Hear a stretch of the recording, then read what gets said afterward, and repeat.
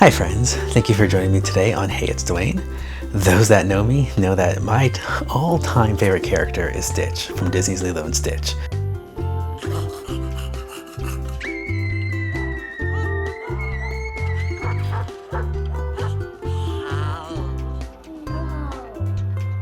So of course, I went to see the live action version of it as soon as it came out and wanted to review it with you. Before I dive in, don't forget to subscribe to the channel and hit the notification bell to help grow the channel with me and follow me on my adventures. Now, I remember the marketing when the animated Lilo and Stitch came out back in 2002. They inserted Stitch into all of the various Disney animations and made him this atrocity within the Disney narrative, with the princesses sticking up their nose at him, well, except for Jasmine, who left Aladdin for him, and with Stitch just having fun living his best life. So, of course, I had to see this movie, and I was instantly attached to him and have been since then. Like, I love the overall message of Ohana family, and Ohana not just being the family that you were birthed into, but also your found family. I've always been huge on family. My family has always included those that I was born into, but also those that I've found along the way. So when they announced the live action Lilo and Stitch, I was excited, but also very scared and apprehensive, as Disney's track record with their live action has been all over the place. But the day has come, and I've now seen this movie. Since the original movie was released in 2002, I don't think I need to warn of spoilers, but just in case, I will be going through the movie and comparing the live action to the animated scenes, so spoilers. Now, before I do jump in, I'm going to give you a little montage of me figuring out what to wear for this momentous occasion.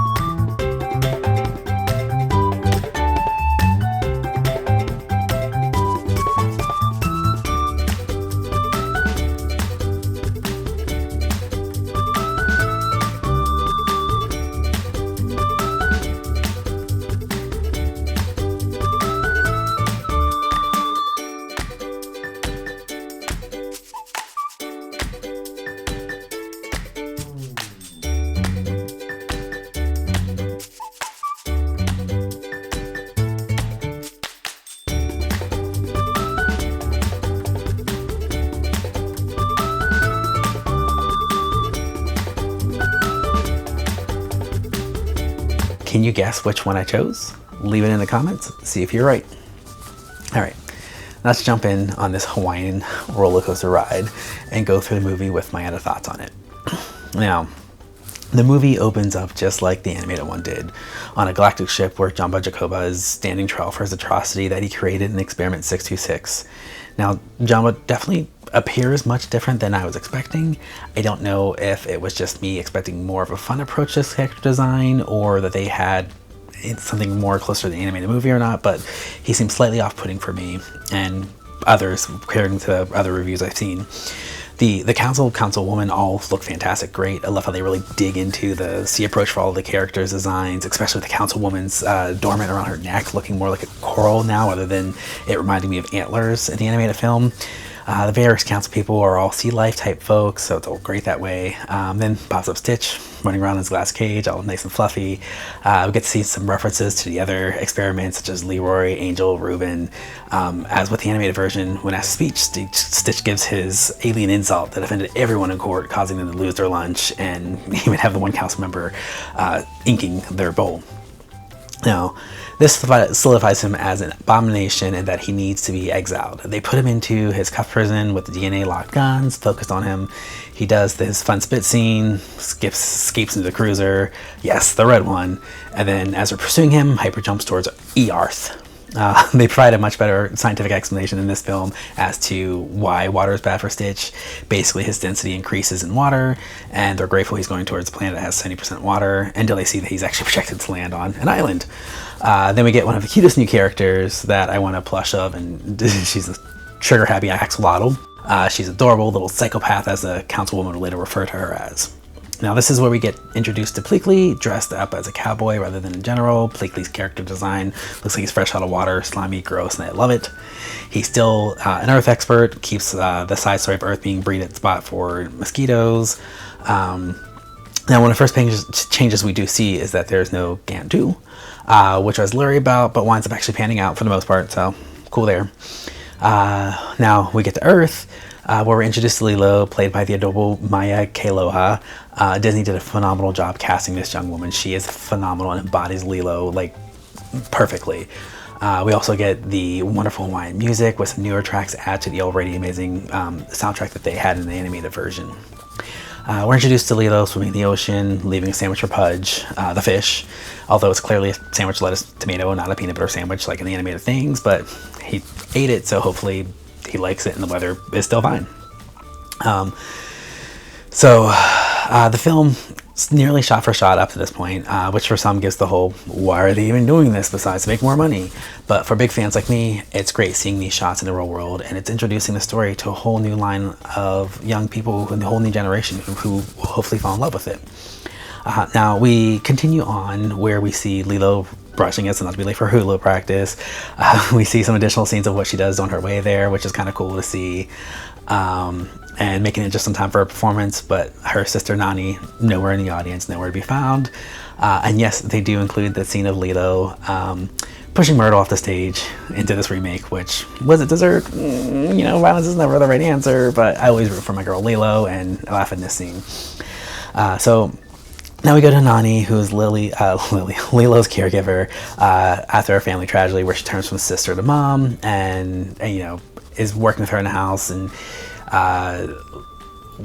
she gets to the house. Lilo is upset, playing her music, her Elvis music. This is where we meet the social worker, who is played by Tia Carrera, who, side note, original voice character for Nani. The social worker in the animated film is Cobra Bubbles, but here we have this new character who replaces that. Cobra is still later on in the film, and we'll get to him later, but this part plays out mainly the same. Next, we're introduced to David and a new character, Tutu. David is still played up almost like a lovesick character for Nani, but Nani sees him more of a brother-like figure because they grew up as neighbors. Tutu is played by the amazing Amy Hill, who is another returning cast member. She played Mrs. Hasegawa in the animated show and cartoon. Tutu is a new character introduced into this movie, and I loved her. Not just because she's, Amy Hill as the actress, but she provides so much levity and life into the movie. It's just a much needed character. Plus, she's the one who introduces the concept of Ohana into the movie. She also helps provide a little bit more exposition into the sacrifices that Nani has given into raising Lilo, such as, giving up her love of surfing, giving up her acceptance into college for marine biology, or into the Marines, as Lilo calls it. Now we get to see Stitch now land on Earth in all of his destructive glory. Lilo saw him crashing and wished on the shooting star for a friend that wouldn't leave her. A new scene was added now after this part where he's terrorizing a wedding so he can eat cake, relax in a punch bowl, before moving on and getting hit by a tourist bus versus a truck. But the frog still watches, which is great. Next day, instead of Nani taking Lilo to the shelter, we have Lilo out with Tutu, and Tutu lets her go to the shelter by herself, where they already know Lilo and that she likes to feed animals candy. It was such a cute scene where she's emptying out her pocket, make sure everything's out of there. Once she empties her pockets, Lilo goes into the back with the animals, and they're all scared, just like in the animated film, hiding under the beds and everything. And we have Jumba and Peekly ambushing Stitch as he tries to escape. He comes back in, sees the poster of a kid hugging a dog, reuses himself from alien into puppy-like, hugs Lilo, all that fun stuff that's in there. Now Stitch is brought home, all the blah blah blah. They go to the luau, and that Nani was working at, where she loses her job after Stitch sets fire to a table. Now I did forget to mention we're introducing new technology. Jumba and Peekly have human projected disguises rather than putting on silly costumes. A little sad about this at first. It works into the narrative, so no one, it was still an animated version that no one took a second look at them. These strange animals in human clothing. And they also have portal guns, which also plays into this as well. Cool device, cool plot point. But yeah, okay. So they are still looking for Stitch at this point, which obviously made me think of that. So now with Nani jobless, she has to go on a job hunt. Next day on the way out the door, we finally meet Cobra Bubbles, who is now an undercover CIA agent, undercover as a social worker, as the boss, rather than a former CIA agent who is now a social worker. But it works. So just like in the animated version, there is a montage of Nani going through different applications, Stitch causing trouble along the way at each of them. And we do have the Stitch badness meter on the chalkboard instead of a book. Nani ends the search with a job as a surf instructor. We see Stitch on the beach destroying castles, instead of the block city that was in Lilo's room. This portion gives us another classic scene where Nani takes Lilo and Stitch out on the waves to surf, and Jumba and Peekly try to capture Stitch and knock them off the board. Stitch pulls Lilo under, trying to save himself, which winds up having Lilo go to the hospital. I like this addition as it adds a little bit more gravity to the situation, more gravitas, as one of the stipulations that the social worker gave Nani was to get healthcare, but she hasn't done that yet, and now it's eye-opening to her. So now she's given the ultimatum that she needs to release Lilo into their care so the government can pay for the expenses. We still get Stitch leaving that evening, understanding the damage he caused, but he winds up back at the animal shelter versus the woods where he was in the forest with the duck book. The next day, Lilo realizes he's gone, winds up finding him along with Jumba, who's on a rampage to find him. Now, this a little hilarity. Stitch traps in a portal loop where he's just kind of falling. But as he's doing that, Stitch and Lilo head back home. Now, since there's no Gantu, Jumba needs to continue to pursue with Stitch and does so. He winds up at the house, he shoots up with his ray gun, destroying it, and then threatens to destroy Lilo, but Stitch surrenders to protect her. Lilo, being Lilo, sneaks on the ship with them through the portal and helps Stitch to escape.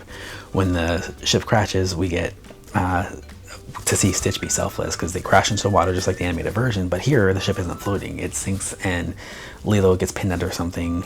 Stitch moves it, but since he's now so dense, he can't swim up. Lilo can't pull him up. She tries several times, but he gives her the little hand clasp motion from her hula routine that she taught him. That's, goodbye for now, or something along those lines. I can't remember exactly. Just to let her know it's okay to let him go. It definitely had a little misty eyes then, a little misty eyes now, thinking of that moment. Nani and David show up, save Lilo. She screams about Stitch, but they, take her off into the shore. On the shore, Lilo convinces Nani to go back out for Stitch, which of course she does.